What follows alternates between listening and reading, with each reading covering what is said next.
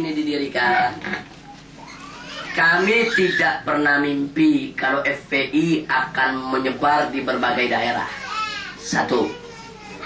Dan kami tidak pernah mimpi kalau anggota Laskar semakin hari semakin banyak.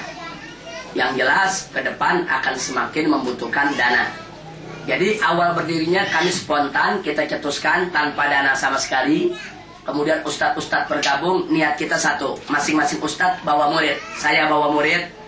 Ustadz Sobri bawa murid, Ustadz Tubagus bawa murid, murid-murid kita gabungkan, kita hantam itu kemunkaran. Jadi kita nggak pernah berpikir untuk buka pendaftaran buat orang yang lainnya. Nah sampai-sampai kapan kita mulai buka pendaftaran untuk yang lain? Pada saat peristiwa Ketapang.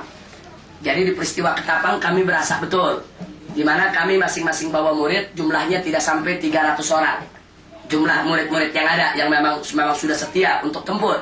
Nah sementara preman yang ada 600 orang. Dan saat itu terjadi pertempuran tebas-tebasan, polisi tidak mampu untuk melerai. Bahkan saat itu Dandim Jakarta Pusat ikut terluka kena tebasan samurai yang dilakukan oleh para preman. Nah begitu itu pertempuran terjadi, dengan izin Allah, Allah menangkan kami, 15 preman mati bersimbah darah.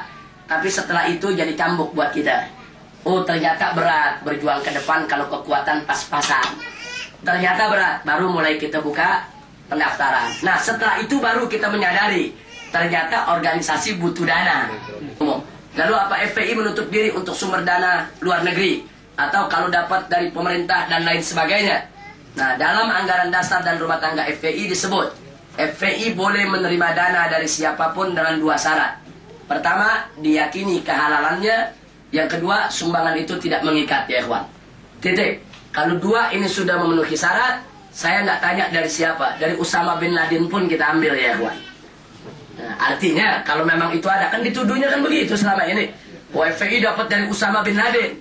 Nah sekarang saya katakan, andai kata Usama bin Laden mau nyumbang, andai kata kemudian sumbangan itu memenuhi persyaratan yang 2 tadi, yakin kami itu sumbangan halal dan tidak mengikat, dia tidak dikte kita terima.